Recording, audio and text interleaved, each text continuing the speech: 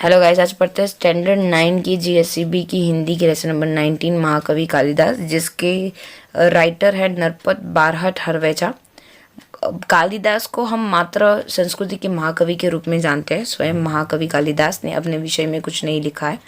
हर्षचरित्र के शुरू के कवि बाण ने कालिदास का उल्लेख किया है। इससे पता चलता है कि कालिदास बाण से पहले हुए थे।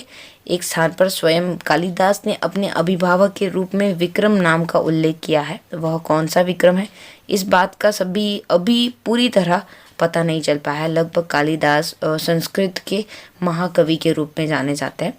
देखने जाएंगे तो उन्होंने कभी अपने बारे में कुछ नहीं लिखा है, लेकिन ऐसा माना जाता है कि वो हर्षचरित्र, जहाँ हर्षचरित्र लिखा गया था उसके टाइम से शायद उनका बॉर्न हुआ होगा। उनके बारे में कोई ज़्यादा अधिक इन्फॉर्मेशन नहीं है। विक्रम के टाइम पे मतलब विक्रम राजा थे, विक्रमादित्य राजा थे, उनके ज़माने के माने जाते थे। उनके बारे में ज़्यादा कोई बुक या फिर ऐसी चीज़ अवेलेबल नहीं है, लेकिन जितनी चीज़ अवेलेबल है उससे ये बताया जा सकता है। फिर भी उन्हें राजा विक्रमादित्य और राजा भोज का समकालीन मानकर कितनी ही कथाओं का नायक बनाया गया है। ऐसा माना जाता है कि विक्रमादित्य और राजा भोज जितनी ही महान जगह देकर, महान स्थान देकर, उनको भी उतनी महान उपाधि देकर उनको नायक बनाया जाता है। उनकी स्टोरी का विभिन्न भाषाओं में पहली और लोक कथा में उनकी विद्वता, कविता और चमत्कारी प्रसंगों का वर्णन मिलता है। अलग अलग लैंग्वेज में, अलग अलग प्ले के डोरेशंस में, कविता के फॉर्म में या नाट्य के फॉर्म में उनकी बहुत सारी कविता है, बहुत सारे नाट्य है, उनका वर्णन आपको देखने को मिल सकता है। उनके जन्म और परिचय के बारे में पढ़ते हैं। ऐसा माना जाता है कि कालिदास, कुछ विद्वान ऐसा बोलते हैं कि उनका जन्म 365 ईस्वी सन और उनका निधन 445 ईस्वी सन माना जाता है। महाकवि कालिदास का जन्म ठीक किसी को पता तो नहीं है, लेकिन उज्जैन, जो आज उज्जैन जगह पे माना जाता है, वहाँ पे माना जाता है, क्योंकि उनके मेघदूत में, जहाँ पे वो कवि उज्जैनी के विशेष दर्शनीय कहा है, और उन्होंने वहाँ पे अपना कन्फ्यूजन बताते हुए बोला है कि एक लंबा रास्ता है, वहाँ से जब उधर से जा रहे होते हैं तो जो बादल है उनसे अनुरोध करते होते हैं। सो वहाँ से भी ये पता लगाया जा सकता है कि वो सच में उज्जैन के ही होंगे, क्योंकि उनके बहुत सारे कविता और लेख के अंदर उज्जैन जगह का उल्लेख है।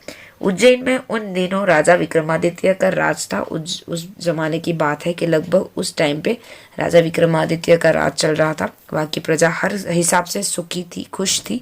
साहित्य कला एक सीमा तक पहुंचा हुआ था राजा विक्रमादित्य के टाइम पे, और उन्होंने अपने नाम से ही वो जो विक्रम संवत चलाया हुआ था, जो कैलेंडर में लिखा हुआ होता है, समय समय पर उन्होंने सोने के सिक्के के अंदर अपना रीन का टाइमिंग, उनके चलने का टाइमिंग, उनका ड्यूरेशन कितना था, उनका किंगडम का साल कितना था, वो सब चीज़ें लिखवाई थी। तो शायद उनसे पता चल गया कि उनका रीन कितना टाइम का था, उनका समय कितना था, उनका जो शासन था वो कितने टाइम तक चला था। ऐसा माना जाता है कि विक्रमादित्य का जो शासन था वो बहुत ही वैभव था।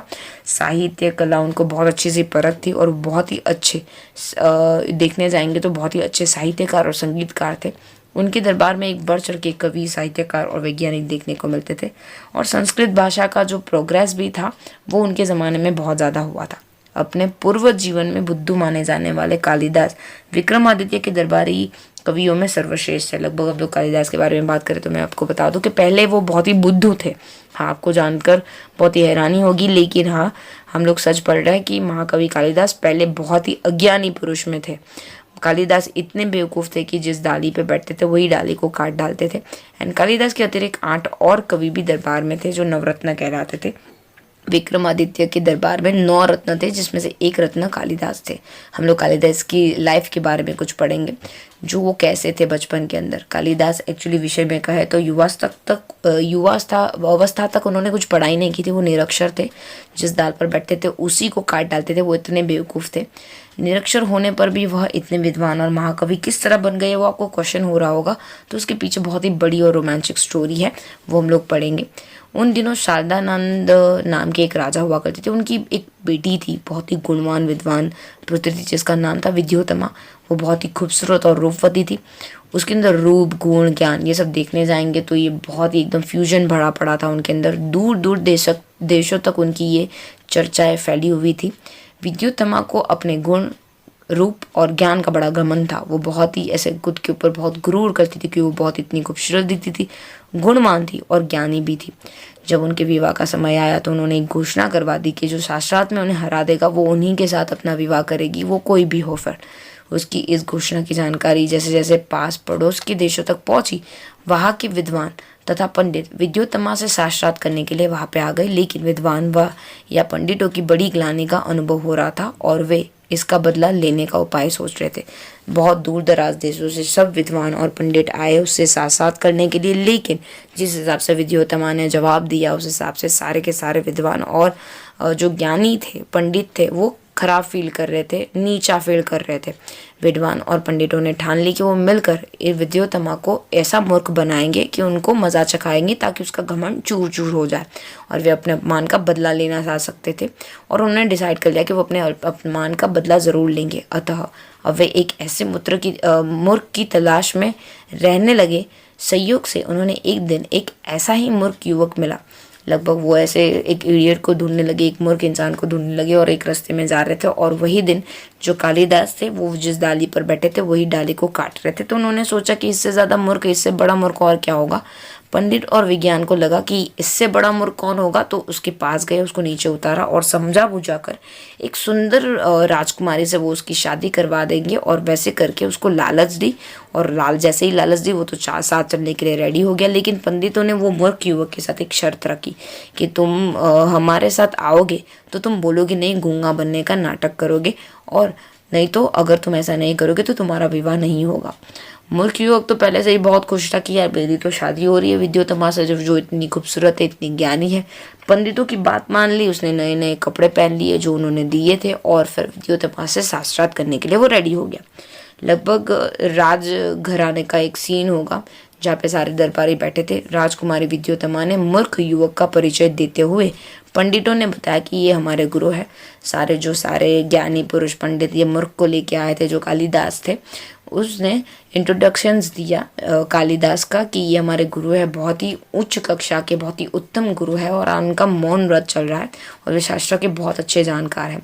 आपके साथ साक्षात करने के लिए यहाँ पे आया है। और वो ऐसा बताते हैं विद्योत्तमा को कि ये आपके साथ साक्षात करेंगे, लेकिन ये सिर्फ संकेत से ही साक्षात करेंगे क्योंकि उनका मौन है। विद्योत्तमा पंडित की यह छल भरी बात नहीं समझ सकी और साक्षात के लिए तैयार हो गई। स्टार्टिंग में विद्योत्तमा को कुछ समझ में नहीं आया तो उसको बोला कि ठीक है मैं रेडी हूँ। वैसे करके वो रेडी हो गई। उसने युवक को एक उंगली दिखाई जिसका भाव था कि एक ईश्वर है। विद्योत्तमा ने ऐसे बताया कि एक उंगली दिखाई। एक उंगली का मतलब ये हो गया कि उसका मतलब हो गया कि हमारे पूरे वर्ल्ड में ईश्वर सिर्फ एक ही है। उस मूर्ख युवक ने समझा कि यह मेरी एक आंख फोड़ डालना चाहती है और मूर्ख युवक को ने ऐसा समझ लिया, कालिदास ने ऐसा समझ लिया कि जो विद्योत्तमा है उसकी एक आंख फोड़ना चाहती है। तो यहाँ पे कालिदास ने क्या किया, उनको दो उंगली दिखाते हुए इशारा दिया और उनको बोला कि दोनों आंखें फोड़ डालने का संकेत किया। और उन्होंने मानो अपने मतलब वो कुछ और सोच रहे थे कालिदास उस टाइम पे। उसको लगा कि विद्योत्तमा उसकी एक आंख फोड़ने के लिए बोल रही है, तो उसने दो उंगलियां खड़ी कर दी कालिदास ने। पंडित ने उनके जो दो उंगलियां खड़े करने का मतलब समझाते हुए विद्योत्तमा को बोला कि आपके प्रश्न के उत्तर में हमारे गुरुजी कहना चाहते हैं कि ईश्वर एक नहीं है। ईश्वर और जीव दोनों अलग अलग लोग हैं, दो अलग जीव है, दो अलग चीज़ है। सो राजकुमारी को ये जवाब बहुत अच्छा लगा। इस बार राजकुमारी विद्योत्तमा ने 5 उंगलियां दिखाकर 5 तत्वों का संकेत किया। उन्होंने 5 उंगलियां खोलकर ऐसे खुला मुट्ठा उनको बताया और उन्होंने बोला ये 5 जो तत्व है उनका मतलब ऐसा था कि ये 5 तत्व है, ज़मीन, थल, जल, पानी, हवा, वायु, ये सब चीज़ें। उस मूर्ख ने समझा कि वो कहीं मुंह पर तमाचा मारने का संकेत दे रही है, तो उसका जवाब देते हुए उसने मुट्ठी बंद कर कर घूसा देने जैसा संकेत बताया। पंडित ने इसका इंटरप्रिटेशन विद्योत्तमा को समझाते हुए बताया कि आपने 5 उंगलियों 5 तत्वों का संकेत दिया, लेकिन हमारे गुरुजी का कहना है कि ये जब 5 तत्व मिलकर मिलते हैं तो सृष्टि का निर्माण होता है और ये अलग अलग रहने में नहीं, साथ रहने में भले है। और जब साथ रहते हैं तो सृष्टि का कल्याण होता है, सृष्टि बन जाती है। ये जवाब सुनकर विद्योत्तमा तो पागल सी हो गई। उसको तो बहुत अच्छा लगा ये जवाब। और इस तरह उपरोक्त शास्त्रार्थ में विद्योत्तमा ने मूर्ख युवक के साथ अपनी हार मान ली और दोनों का विवाह धूमधाम से पंडितों ने करवा लिया। और विद्योत्तमा को लगा कि यार ये तो बहुत ही अच्छा इंसान है यार, इतना अच्छा शास्त्रार्थ करता है, तो एक बार उसका मौन खत्म होगा तब तो कितना मजा आएगा लाइफ टाइम। और वैसे करके पंडित उन दोनों का विवाह करा देते हैं। विद्योत्तमा भी रेडी हो जाती है। एक दिन की बात है, लगभग शादी का एक दिन, शादी के कुछ दिन बीते और उसमें से एक दिन आया तो ये जो कालिदास थे मूर्ख कालिदास।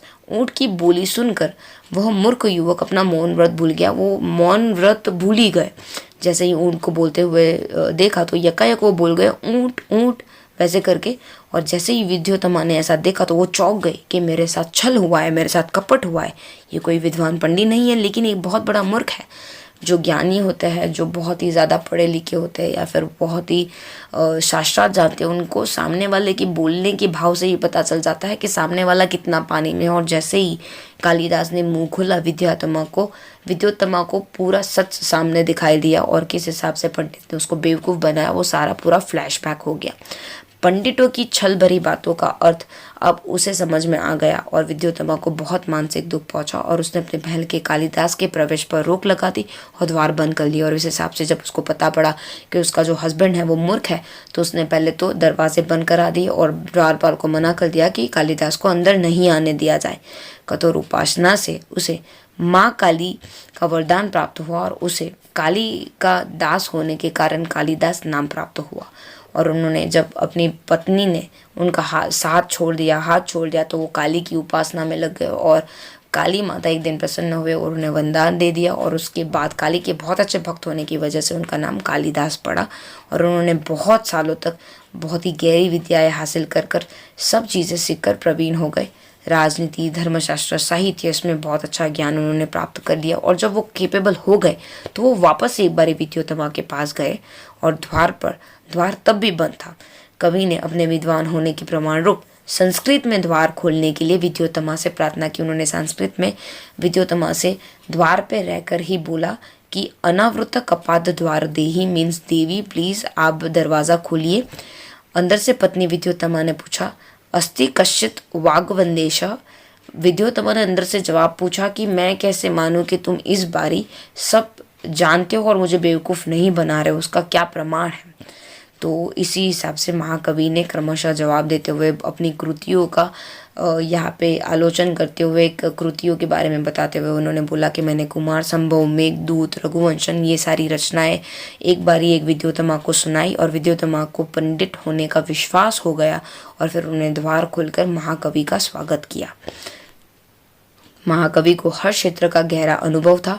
प्रकृति का जैसा वर्णन उनके साहित्य में मिलता है वैसा कहीं नहीं मिलता। और कवि कालिदास ने बहुत अच्छी तरीके से प्रकृति का बहुत ही अच्छी तरीके से उम्दा वर्णन किया, आपको कहीं नहीं देखने को मिलेगा। उस हिसाब से उन्हें प्रकृति के बिना मनुष्य जीवन अधूरा दिखाई पड़ता। उनको लगता था कि प्रकृति और मनुष्य अगर एक साथ नहीं है तो अधूरापन है मनुष्य के जीवन में। कालिदास की उपमाएं विश्वविख्यात है और उनकी कोई तुलना ही नहीं है। कालिदास जैसे जैसे आगे बढ़ते गए उनकी उपमाएं विश्वविख्यात होने लगी और उनकी तुलना किसी से नहीं होने लगी और वो अजोड़ होने लगे, बेजोड़ होने लगे।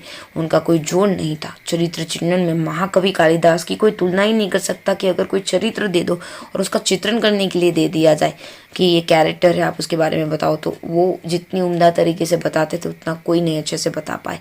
उसकी कोई बराबर ही नहीं कर सकता था। उसके पात्रों का व्यक्तित्व अपनापन लिए रहता था। हर बात बड़ी ही स्वाभाविकता से उपस्थित होती थी। वो जिस हिसाब से चीज़ें प्रेजेंट करते थे वो बहुत ही स्वाभाविक सी लगती थी। कालिदास अपने काव्य तथा नाटक के द्वारा बार बार यही बताना चाहते थे कि राजा प्रजा का शासक नहीं है, रक्षक और पिता है। उन दिनों समाज में नारी का स्थान का इस बात का पता भी हमें कवि का कालिदास की रचनाओं से मिलता है कि उस टाइम में लेडीज़ों की क्या वैल्यू थी वो भी कालिदास के प्ले से ही हमें पता पड़ती है। और जो कवि कालिदास है उनके द्वारा ही पता चलता है उनके अलग अलग नातियों से कि जो राजा होता है उसका काम होता है प्रजा की रक्षा करना, ना कि उन्हें लूट मचाना। उनका रक्षक होता है, पिता होता है। समाज में नारियों का सम्मान और श्रद्धा की दृष्टि से देखा जाता था और उन्हें नृत्य, संगीत, चित्रकला आदि की शिक्षा दी जाती थी। पहले के ज़माने में किस हिसाब से नारियों की इज्जत की जाती थी, उन्हें संस्कृत है और नृत्य है, संगीत कला है, सब चीज़ें सिखाई जाती थी। उनके 7 प्रमुख ग्रंथ थे महाकवि कालिदास में। उसमें से सबसे पहला था ऋतु संहार। ये बहुत ही बेस्ट उत्तम काव्य में माना जाता है। उसमें जिस हिसाब से सृष्टि का जिस सूक्ष्म दृष्टि से उन्होंने परिचय दिया है, ऋतु और प्रकृति का जितना अच्छा चित्रण किया हुआ है उनका कोई और ग्रंथ में देखने को नहीं मिलेगा। उतने अच्छे भव्य तरीके से उन्होंने बताया हुआ है।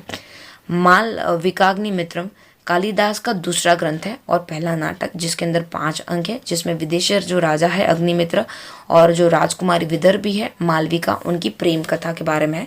तीसरा ग्रंथ था विक्रमोवंशियम, कालिदास का दूसरा नाटक है जिसके अंदर 5 अंक है, जिसमें अंदर महाराजा पूर्वा एंड उर्वशी की प्रेम कथा का चित्रण है। कुंभार संभव ये इसके अंदर शिव पार्वती का विवाह जब शिव भगवान के साथ हुआ था, पार्वती का विवाह शिव पार्वती के साथ, मतलब जब दोनों का विवाह हुआ था तब कार्तिकेय का जन्म से लेकर तारकासुर के वध की सारी स्टोरियाँ उसके अंदर लिखी हुई है। उनके 5वां ग्रंथ का नाम है मेघदूत, जो एक खंड काव्य है जिसके अंदर बादलों को दूत बनाकर कुबेर नगरी की अलकापुरी तक बताने का मार्ग बताया गया है पूरे मेघदूत के अंदर। इसके उत्तरार्ध में यक्ष ने अपनी विरहिणी प्रिया को पहचानने के लिए उपाय मेघ को बताया था। किस हिसाब से जो यक्ष राजा होते हैं वो अपनी प्रियणी जिसका नाम होता है विरहिणी, मेघ की मदद से कुछ हिसाब से उनको आइडेंटिफाई करते हैं। लेसन्स के अंदर मेघदूत के अंदर ये बताया हुआ है और अपना संदेश उन्हें वहाँ तक पहुँचाते हैं। इस काव्य में वर्षा काल और विरह का वर्णन खूब निखरा है। इसमें बारिश और अलग होना बहुत अच्छी तरीके से दिखाया हुआ है मेघदूत के अंदर। इसमें भारत के भूगोल की भी अच्छी जानकारी दी जाती है कि अलग अलग भारत में जो फिजिकलिटी है, माउंटेन्स है, एटमॉस्फेयर है, क्लाइमेट है, उसके बारे में भी बहुत गहरी डिटेल्स में लिखा हुआ है जो बहुत अच्छा है। उनका एक महाकाव्य था रघुवंश। कवि कालिदास रघुवंश की कथाएं कहने से पहले ही कह दिया है कि कहा तो सूर्य से उत्पन्न हुआ यह वंश, कहा मोटी बुद्धि वाला। मैं तिनकों से बनी छोटी सी नाव लेकर अपार समुद्र को पार करने की बात सोच रहा हूँ। सूर्यवंश के दिलीप से लेकर कुश और उनके उत्तराधिकारी तक रघुवंश में है। रघुवंश में पूरे एक रघुवंश मीन्स पूरा जो वंश है उनके बारे में स्टोरी है कि उनके बेटों का क्या हुआ, उनके बाद बेटों का क्या हुआ, जो डिटेल में लिखा हुआ है। उनकी सबसे लास्ट और 7वीं सर्वोष्टकृत जो ग्रंथ है वो है अभिज्ञान शकुंतला, जिसकी नाटक के अंदर जो 7वें अंक है जिसके अंदर राजा दुष्यंत और शकुंतला की प्रेम कथा है, जिसके अंदर किस हिसाब से वो दोनों अलग हो जाते हैं और किस हिसाब से उनके बेटे का जन्म होता है और वो एक दिन उससे रूबरू होते हैं, इसके बारे में लिखा हुआ है। इस तरह महाकवि कालिदास आज भी हमारे संस्कृत साहित्य में अमर है और उनकी रचनाओं में तत्कालीन साहित्य, उनके अंदर एकदम गहराव है। आपको साहित्य, डिसिप्लिन, राजनीति, समाज, जन विश्वास, इंडिया के भूगोल के बारे में, ललित कला के बारे में, स्थापत्य के बारे में, इंडिया की कल्चर्स के बारे में आपको झलक मिलती रहेगी। होपफुली आपको समझ में आ गया होगा। Thank you so much. अभी तक आपने हमारी चैनल को सब्सक्राइब नहीं किया है तो सब्सक्राइब आइकन को क्लिक करके सब्सक्राइब कर दीजिए। कमेंट में ज़रूर बताइए वीडियो आपको कैसी लगी और लाइक करना मत भूलिएगा। Thank you so much.